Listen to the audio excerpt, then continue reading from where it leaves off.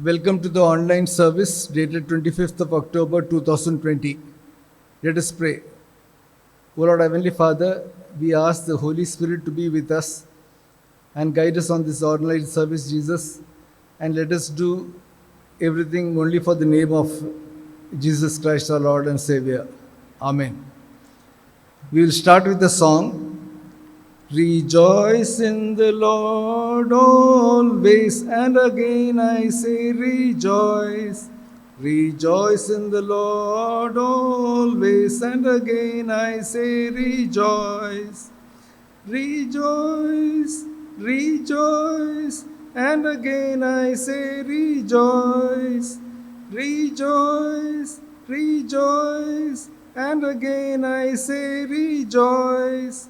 Rejoice in the Lord always, and again I say rejoice.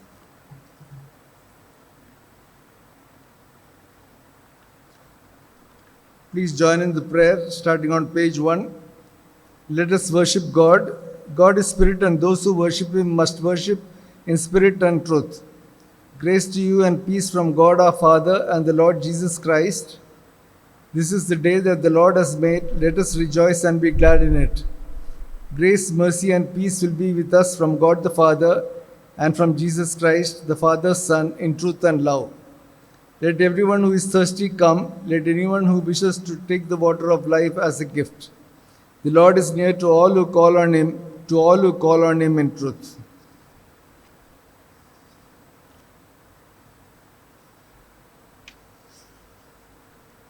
Let us humbly confess our sins. Page number 11. Gracious God, we have sinned against you in thought, word, and deed. We have not loved you with all our hearts.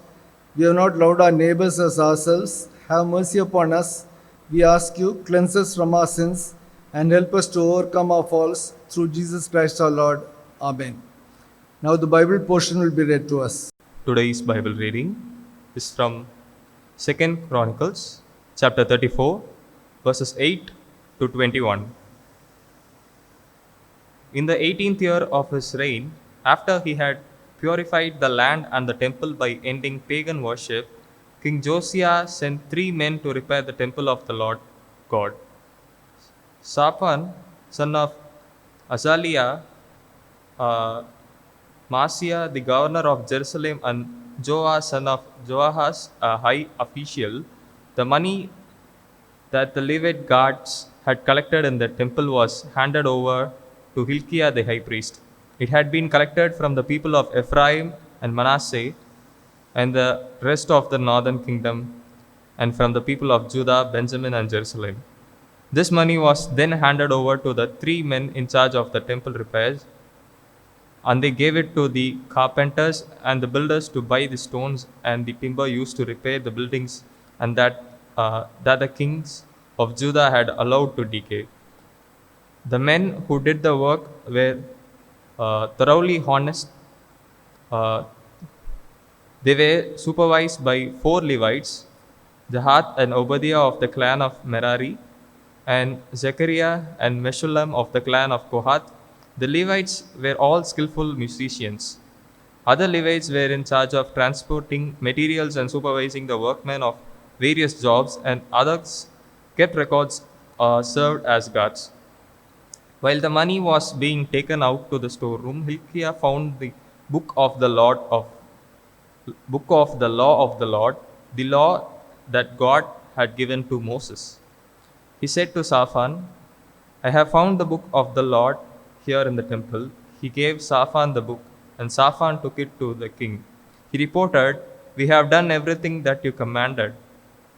We have taken the money that was kept in the temple and handed it over to the workmen and their supervisors. Then he added, I have here a book that Hilkiah gave me. And he read it aloud to the king.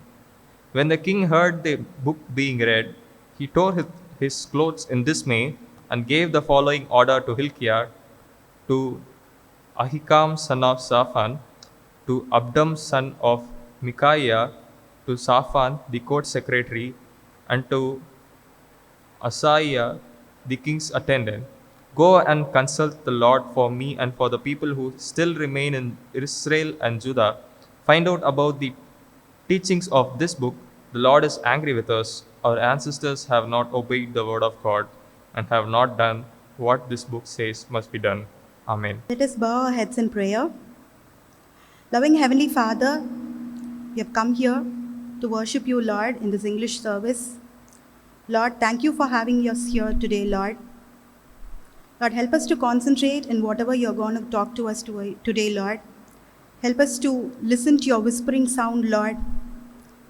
Let us listen to whatever you're going to be telling us with a concentrated heart, Lord. Let us not have any distractions, Lord. In Jesus' name we pray. Amen. I greet everyone who are here today.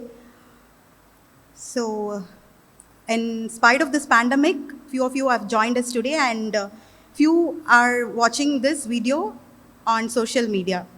So then I thank Lord God, Triune God, who has given me this opportunity and chosen me to deliver the word of God today. Let us start with a small research which is being done by the New Indian Express. The New Indian Express conducted a survey in August 2020 after this COVID-19 pandemic had hit the world. So the survey went on to find out how the COVID-19 pandemic had affected the faith of people on God.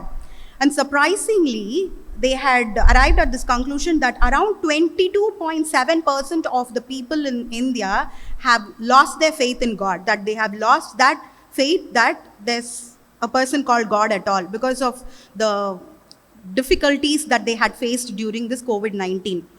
So now, of course, we are in tested times. Most of us are in tested times physically, emotionally, and financially. So now the topic which has been assigned by the Diocese of Madras to be discussed today is finding faith in God again and living accordingly. Let me repeat it. It says, finding faith in God again and living accordingly. The topic itself is divided into two because it's connected by the word and. So it says finding faith in God, that is one portion, and living accordingly, that is the second portion. So I've split the whole sermon into two portions. So first we will discuss how to go about finding faith in God again, and then the second portion we will discuss living accordingly. So today we heard the Bible reading from 2 Chronicles chapter 34 verse 8 to 21. So where we see King Josiah, we see the life story of King Josiah. So how did King Josiah find his faith again? So the Bible says, if you read chapter 34 of 2 Chronicles, it says how Josiah was made king of Judah when he was 8 years old. He was 8 years old when he was made. And after 10 years of his reign, when he was 18 years old, he had started work with the synagogue of Lord, the temple of the Lord. And they found the lost book of the law, which was written by Moses, directed by God. So the book had been lost for so many years, and the book was found again. So when the book was found, the person who found the book had brought it to King Josiah. So now what Josiah did, he asked the person who brought the book to read from that. So when they were reading from the book, there were a lot of laws which God had given the people of Israel and Judah through Moses.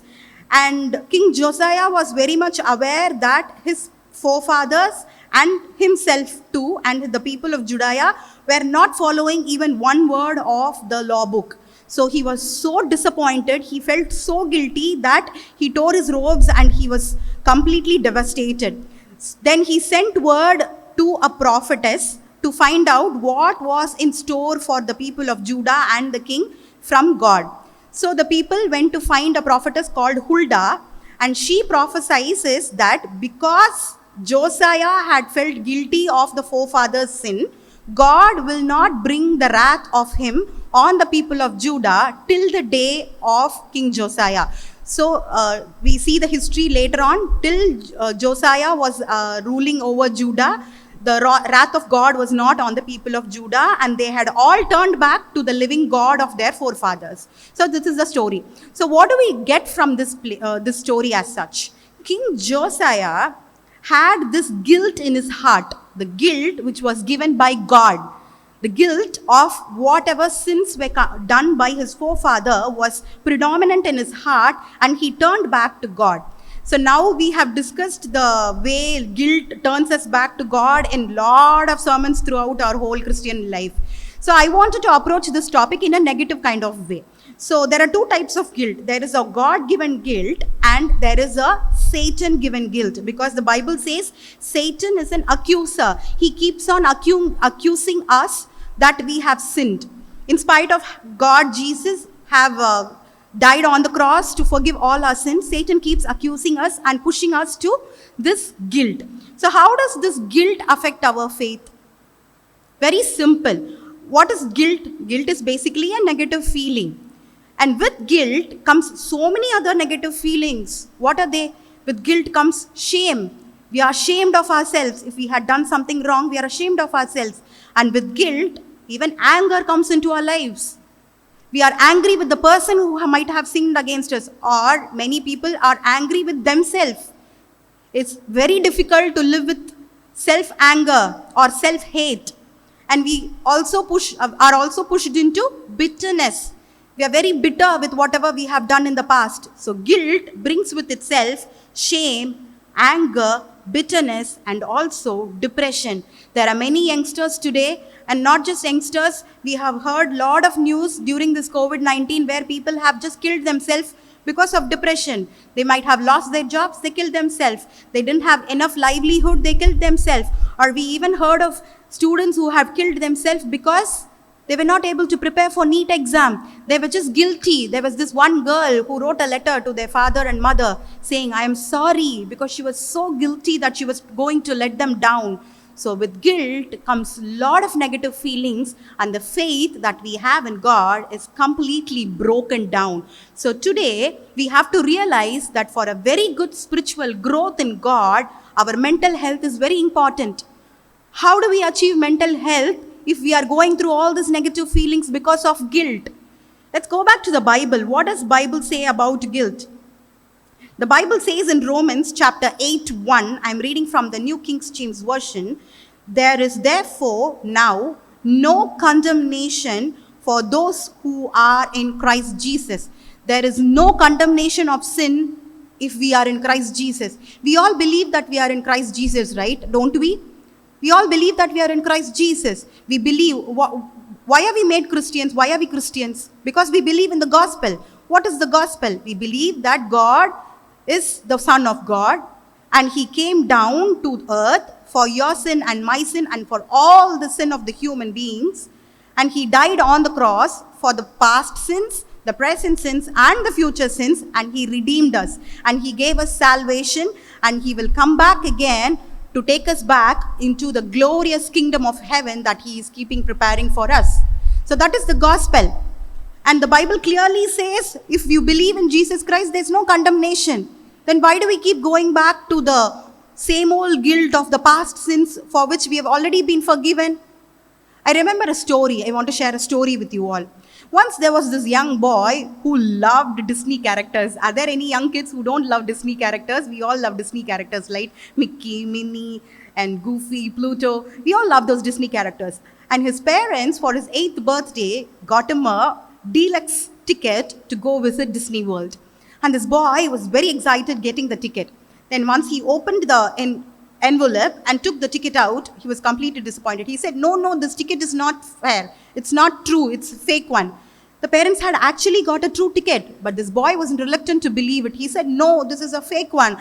They will not let me get into Disney World if I keep this ticket. He kept on repeating this over and over again. His parents tried convincing him again and again, saying, this is the actual ticket. See, son, I've got this ticket for you. I've even arranged for tickets to and fro from Disneyland. But this boy wouldn't believe it. What would we think of this boy? We would think that he is a fool, right? We are the same kind of the boy right now.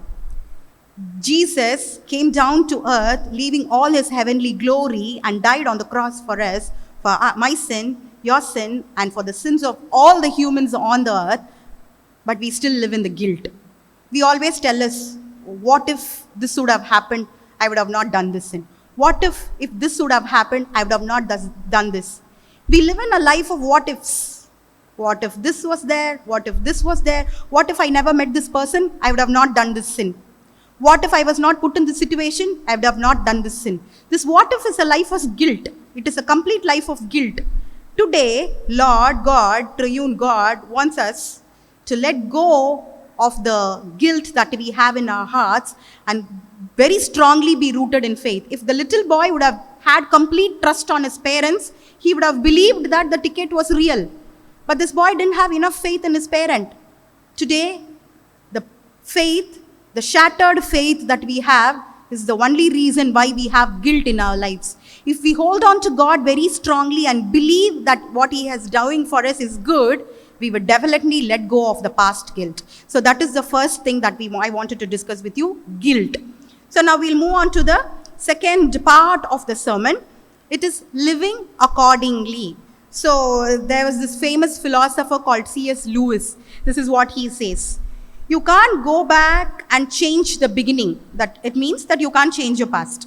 But you can start where you are and change the ending. That is, you can change the future. I'll read it again. It says, you can't go back and change the beginning, but you can start where you are and change the ending. Wow, that's miraculous, no? But how can we change our future? Will the future change by itself? If we make some drastic change in the present is only when the future will be influenced positively. So the second Bible portion which has been assigned by the Diocese of Madras was Revelation chapter 2 verse 1 to 7. In this, this is the portion where there is a letter written to the church at Ephesus. So God is sending a letter to Ephesus, and verses 2 to 3 discuss about how the church of Ephesus is very good. They had done something glorious in the past. They were very sincere, they were very patient during the persecution, and they were very sincere in recognizing between true prophets and false prophets. They had held on to their faith. But when we come to verse 4, the Bible says, I'm reading from the King James Version, it says, you have left your first love. The Bible says, God is telling the church at Ephesus, not just church at Ephesus, to us too, you have left your first faith, first love. What does that mean? If we really love something, how would we let it go? Suppose you get a new toy for your child. The child always goes to bed with that toy. It always wants to hug the toy and go to sleep. Wherever it goes, it would want to carry the toy and go. Right? Am I not right? Imagine you get a better toy for the child. What would the child do? It would forego of the previous love. It would let the previous toy be silent, just throw it away, and be stuck with the second toy, right? So that is what will happen. That is the reason why we forego of our first love. Either we come across something which we love more, or we start hating what we have. That is the reason why we forego of our first love. This is the reason why we are not able to live in faith continuously. So another simple word, because the first part of the sermon was concluded with this letter, the word called guilt, I went again in search of another G word. The second word is greed. If you are not happy with what you have, and you want something else, and you desire something else or lust on something else, that is called greed. So that is, we are not content with whatever we have. We are not content. We don't want what we have. We want more. That is greed. So I want to share another story with you all. Once there was a fisherman who was chilling on his boat. He had done his work for the day. He had caught enough fishes. He had sold the fishes, and he was happily chilling in his boat near the lake where he used to fish. And along came an industrialist who had come for a fishing trip. And the industrialist went to the fisherman and he saw him lying down happily in his boat and asked, "Why are you just lying around?" And the fisherman said, "I have done my work for today, so I'm happily chilling." And the industrialist was confused. He said, "Why can't you just go again and get more fish?" And the fisherman said, "Why should I do it?" And the industrialist was very confused, okay? He was like, "Why won't you do it? Because if you get more fish, you can go sell the fish and get more money. And with the money, you can buy a bigger boat. And maybe if you get a bigger boat, you can get more fish. And with that fish, you can sell it and get more money. And what you could do, you could buy a bigger net." And the fisherman was just confused again. He said, "And then what would I do?" this man the industrialist got so annoyed. He said, of course you will be very happy. Won't you be happy with all these things? And the fisherman very cleverly said, what do you think I am now? He just said, he laughed at the industrialist and said, what do you think I am now? Will we be able to say that kind of a statement today? Will we be able to say, look, I'm just chilling, I'm happy with whatever God has given me? Will we be able to make that statement? No, right? We have a car. What do we want to do? Upgrade the car in another 5 years. We have a small house. What do we say? Okay, now I want to buy another flat. We are not happy with whatever we have. Let me share my story now. Me, I am a person who likes to organize things in my life. I would love to have plans for my life. So every year on January 1st, I always make a list of things that I would want to achieve for that particular year. So likewise, this year also, on January 1st, 2020, I made a small list for myself. I told myself I was pursuing masters in landscape architecture, so my schedule was out. So I told myself by April 2020, your masters will be done. By May 2020, you should take a road trip and go on a vacation with your family and not care about anything. You have to take the well-deserved vacation that you really anticipated and go on a road trip and come back. And by June 2020, you have to get back to work. Then I told myself, then you'll be very happy because you'll have earning. Because I'm not working for the past 3 years. So I told myself, once you go back to work, you'll be very happy. You can do whatever you want. You will have your own money and all. So I was dreaming of this in January. The whole world was suffering in COVID 2019. I was dreaming of this. And then came March. March came and you all know, we went into the lockdown period. And it was not affecting me very much. I was just casual. Then because I was telling myself, this will end very soon. This will hardly last another month and this will go. So I was telling myself that. Then along came April. It was a little annoying because my thesis schedules were postponed and I was just realizing something is going wrong. Then along came May. And I was starting to panic because everything that I had planned for was just going out of the window. Then came May and June. And June had me going bonkers.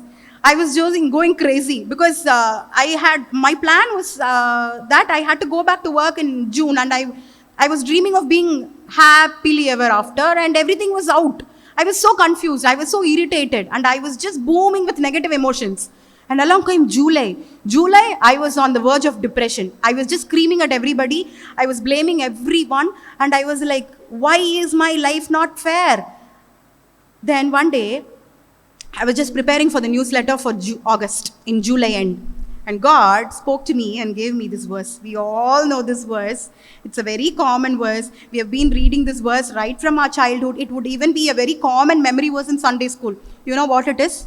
Philippians chapter 4, 11. Let me read it from the New King James Version. It says, for I have learned in whatever state I am to be content. It was very simple.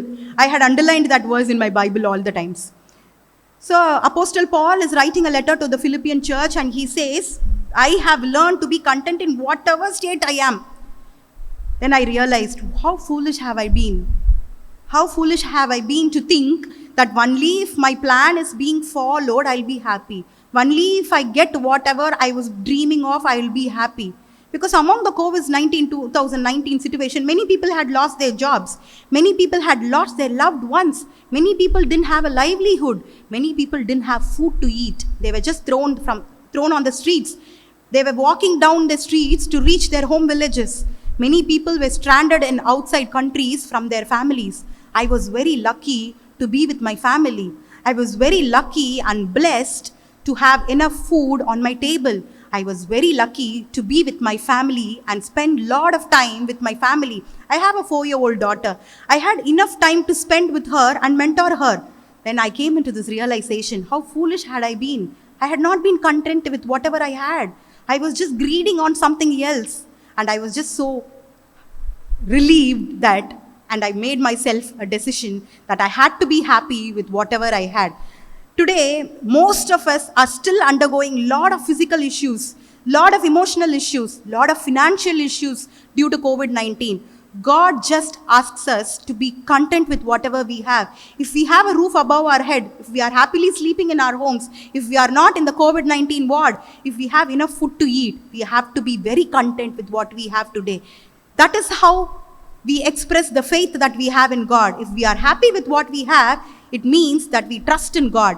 If we are not happy with what we have, we immediately worry. So what does the Bible say about worrying? The Bible says in this verse, let me read from Matthew chapter 26 verse 31 says, therefore do not worry, saying, what shall we eat, what shall we drink, or what shall we wear? If we have enough faith in God, it means that we don't have to worry at all. If we have enough faith in God, we will be content with what we have and we will not greed on what we don't have. So 2 words, let me sum up with whatever I have said. 2 things to live in God, live faithfully in God. We have to let go of the greed that we have, and to get back in faith with God again, we have to let go of the guilt. So let us just bow our heads in prayer. Let us bow our heads in prayer and submit our anxieties to God. We need to learn to be content without greed in our lives. We need to trust in God and have more faith in Him. We need to believe that He is the only way maker, miracle worker in our lives, and He is the light of the world. And we need to believe that He is the only one capable of turning our lives 360 degrees and giving us what is best for us. So let us submit ourselves and sing this song in prayer.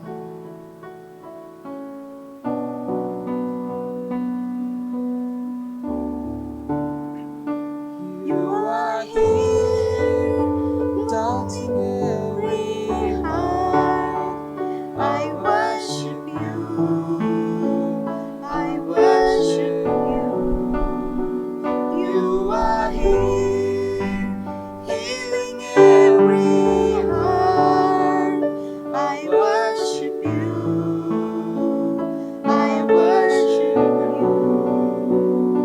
You are here, turning lives around. I worship you. I worship you. You are here, mending every heart. I worship you. I worship you. You are waymaker, miracle worker, promise keeper, light in the darkness. My God, that is who you are. You are waymaker, miracle worker, promise keeper, light in the darkness. My God, that is who you are. Even when I don't see it, you're working. Even when I don't feel it, you're working. You never stop, you never stop working. You never stop, you never stop working. Even when I don't see it, you're working. Even when I don't feel it, you're working. You never stop, you never stop working. You never stop, you never stop working. Waymaker, miracle worker, promise keeper, light in the darkness. My God, that is who you are. Waymaker, miracle worker, promise keeper, light in the darkness. My God, that is who you are. That is who you are. That is who you are. That is who you are. Let us continue to pray. Lord God, we thank you for this beautiful sermon, Lord. Lord, we thank you for having spoken to each of us today, Lord. Lord, you gave us this beautiful message of how we have to let go of our past guilt and continue to live faithfully in you, Lord. You also told us how greed would completely destroy the faith that we have in you, Lord. Lord, we ask you to touch our souls, Lord. We ask you to touch our hearts, Lord. turn our faith life 360 degrees, Lord. Let us refocus on you and continue in faith with you, Lord. In this COVID-19 situation, in this pandemic situation, we learn to trust in you more, Lord. We submit our hearts, our lives, our livelihoods, our families, our church, everything that we have been anxious about into your mighty hands, Lord. In Jesus' mighty name we pray. Amen. Thank you, Abita, for this message. Please join in the Apostles' Creed. I believe in God the Father Almighty, creator of heaven and earth. I believe in Jesus Christ, God's only Son, our Lord, who was conceived by the Holy Spirit, born of the Virgin Mary, suffered under Pontius Pilate, was crucified, died, and was buried. He descended into the dead. On the third day he rose again. He ascended into heaven. He is seated at the right hand of the Father, and he will come to judge the living and the dead. I believe in the Holy Spirit, the Holy Catholic Church, the communion of saints, the forgiveness of sins, the resurrection of the body, and the life everlasting. Amen. Please join in the Lord's Prayer. Our Father in heaven, holy be your name. Your kingdom come. Yours will be done on earth as it is in heaven. Give us this day our daily bread, and forgive us our sins, as we forgive those who sin against us. And lead us not into temptation, but deliver us from evil. For yours is the kingdom, the power, and the glory, forever and ever. Amen. Please stand for the benediction. The grace of the Lord Jesus Christ, the love of God, and the communion of the Holy Spirit be with all of you. Amen. We will have the next online service on 1st of November 2020, and the speaker is Mrs. Lindsay Wesleyan.